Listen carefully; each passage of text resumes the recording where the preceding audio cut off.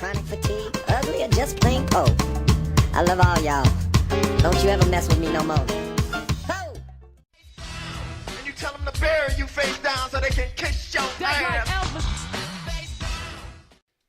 Hi, Mr. Ants here. Big thanks to the Nightchild for inviting me onto his channel and for asking me to collaborate with him on this video.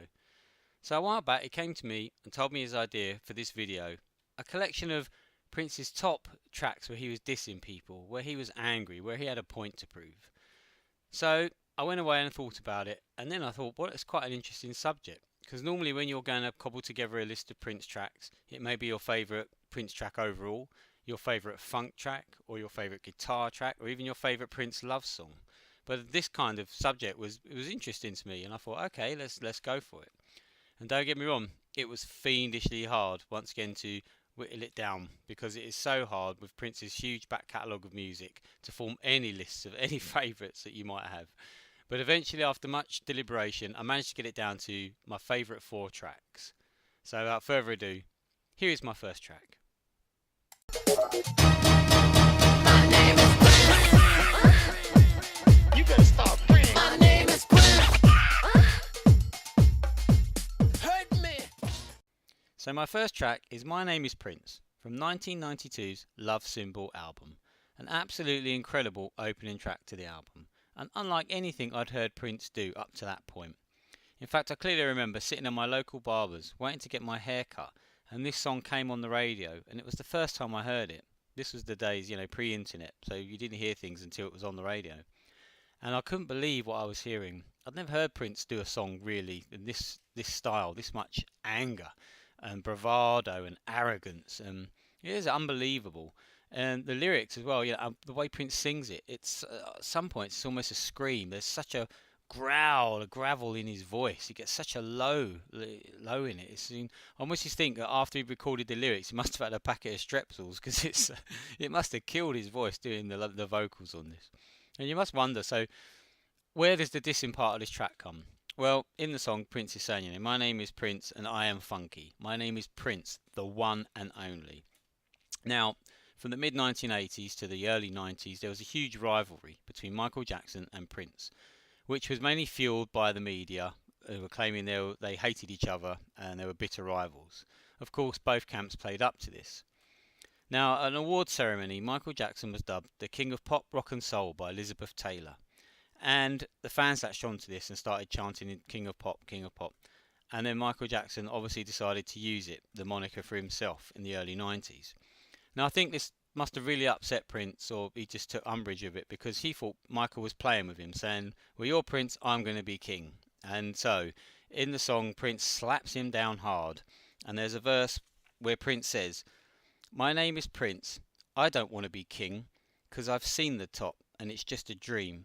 Big cars and women and fancy clothes will save your face, but it won't save your soul. I'm here to tell you there's a better way. Would our Lord be happy if he came today? I ain't saying I'm better, no better than you, but if you want to play with me, you better learn the rules. My name is Prince. I mean, ouch. And it didn't end there. Prince recorded another song, To Whom It May Concern, where Prince has stated, to whom it may concern, it's time you came to your senses. There are no kings on this earth, only princes. So I think Prince really got annoyed by this fact. And it's just a great track. My name is Prince. And as I say, Prince is on fire in this song, just telling it how it is. I'm the one and only Prince. What a great track.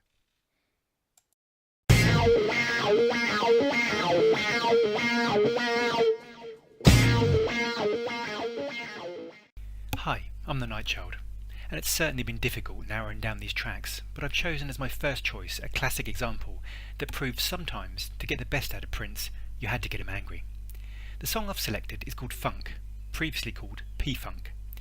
In 2007, Prince announced that he would be taking legal action against YouTube and eBay for using his music and videos, and legal requests were made to fan sites asking them to stop using photographs, lyrics and images of Prince. A number of these sites formed a collective called Prince Fans United, or PFU, and fought the requests. Prince responded in the way he loved most, through a song. P-Funk was sent to the site, and the fans actually loved the track, and this prompted Prince to retitle the track Funk and release it on iTunes. The song is pure scorn. Prince rails against turncoats who sell your name at the grocery store. Don't you wish that you could sleep in my bed? Prince spits, the only reason to say my name is to get your 15 secs of fame. Nobody's even sure what you do. However, like a lot of Prince tracks, he finds the answer in music.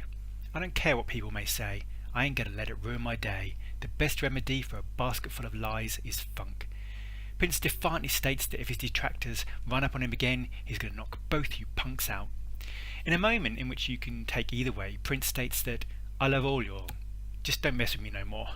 This track has some sublime, whirling, frenetic guitar work that just screams throughout the song, and this is Prince at his most shade-filled and funky.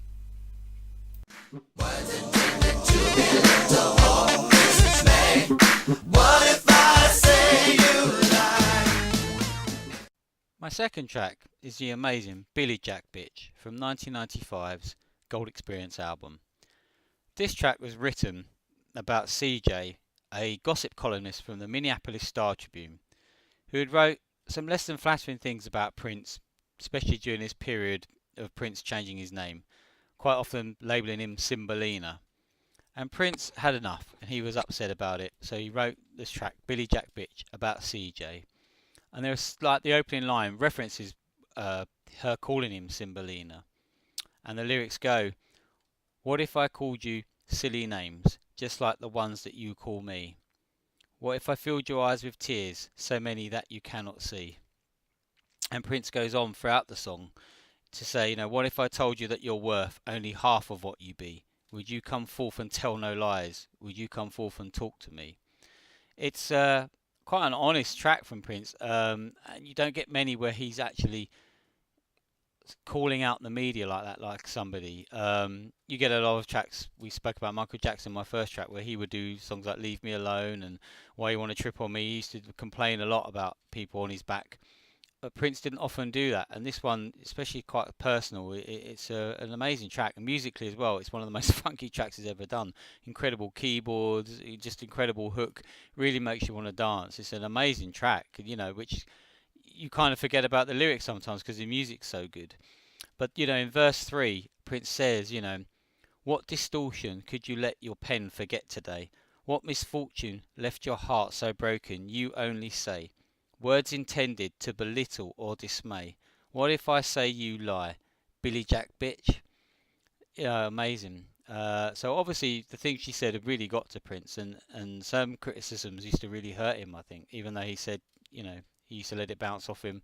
But obviously she really got under his collar, and hence why this song exists. But I'm glad it does. It's an amazing track from an amazing album, Billy Jack Bitch.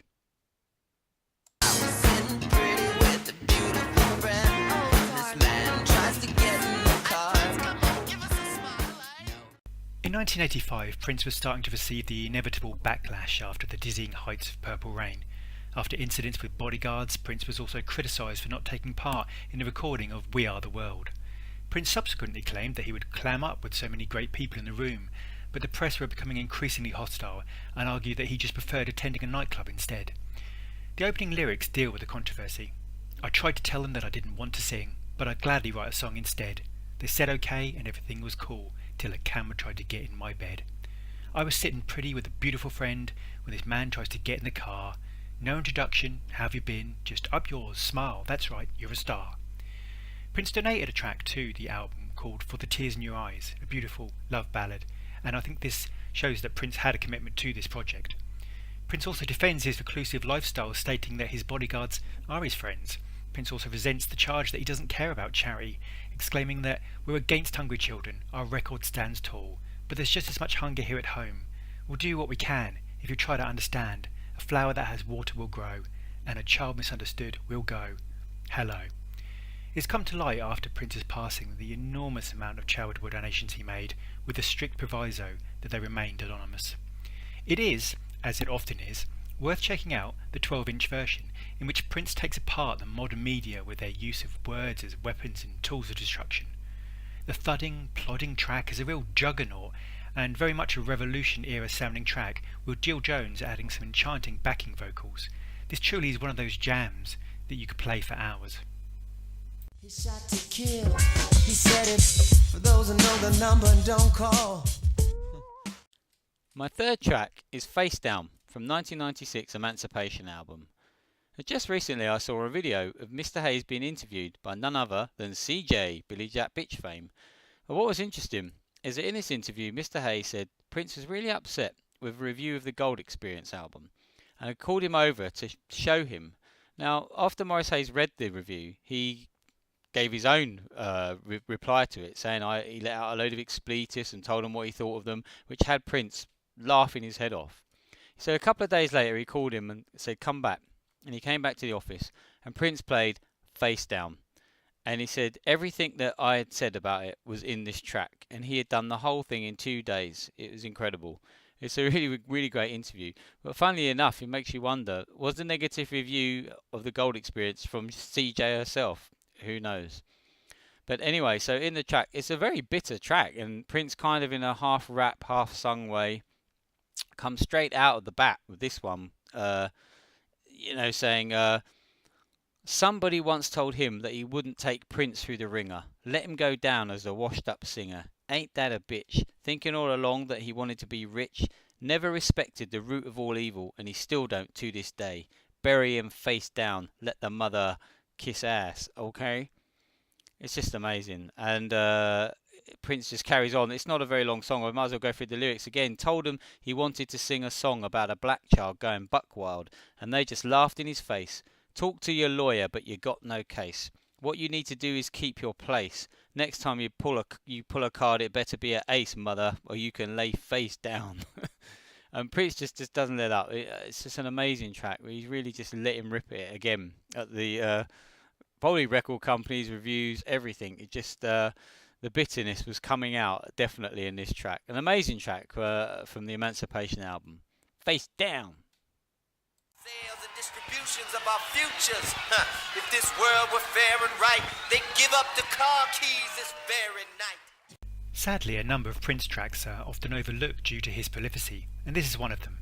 2045 Radical Man was originally included on the soundtrack to the Spike Lee film Bamboozled, and then as a B-side to Peace, and eventually on the album Slaughterhouse, one of Prince's primarily internet albums. Here Prince is on one of his favourite and most passionate arguments, the inequity of the record industry. From the very beginning, Prince launches into a speech. How can a non-musician discuss the future of music from anything other than a consumer point of view? These people make decisions for the bulk of us without consulting any of us. Sales and distributions of our futures. If this world were fair and right, they'd give up the car keys this very night. Prince does use some racially charged language in this track, but makes it very clear how he defines this language, applying it to the suits who sell corporations. They have only one thing in mind, which is the destruction of the radical man by 2045. Prince must have found this type of track hugely cathartic, and he made a number of speeches at this time, both live and at award shows. Prince wanted the lion's share of his earnings, and viewed record companies dealing with an artist such as himself as merely delivery companies like UPS, who should only receive a small cut of the work undertaken in the studio. For a number of years throughout the slave era and afterwards, Prince's stance was either misunderstood or not fully appreciated, but his legacy for artists to keep control of their masters and to negotiate deals that benefit them and, in time, their families, was a courageous stand that he chose to take. It would have been easy for Prince to do everything Warner's told him, release one album every 2 years, make a lot of videos, tour the album, but Prince was always about the creativity, and that creativity extended to his business dealings also. Prince sings, "The whole pop scenario is just nothing but a dream. The day you wake up is the day you get the real cream." Prince was more than a musical artist, and he was an example where he tried to change the nature of creativity-based capitalism and defend the radical man making a stand. To own every piece of intellectual property. This is our goal. My last track is Golden Parachute from 2004's Slaughterhouse album. This is an incredible track where Prince just lets it rip about record companies. He's just telling it how it is about the complete slavery facade, everything that's just going on behind closed doors to do with being signed to a record label. But he does it in such an amazing way. This track is one of the most chilled out, cool tracks you'll ever hear. The music is just so chilled. He's din, din, din, din, din, and Prince just singing in a cool way. It's just amazing, and yet the lyrics are extremely powerful. Some of the things Prince says, I mean, so here we go. He says, "Here's $50 million. Go and leave us alone. In appreciation for all the creations we now own.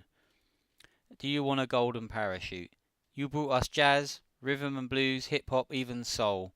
To own every piece of intellectual property. This is our goal." I mean, oh my God, it's just amazing. Everyone needs to hear this track, and any aspiring artists who're not signed to label should hear the lyrics and hear what Prince is talking about. Regards record companies in this song. It's just amazing. And it carries on. He said, "Here's $50 million to go along with this boot. Do you want a golden parachute? Just keep your mouth shut and never tell of the plan." Wow. To conquer and control the very soul of man. Do you want a golden parachute? This is a tribute for all your accomplishments. The design of a system that allows for tax breaks and benefits. Sugar, do you want a golden parachute? And then Prince talks about, I think himself here, when he first signed to Warner's. He says, 17 years old, misled by so-called parachute, down this cold road, into this web of deception, spiders and snakes and bears. Money made, but never spent, never mentioned.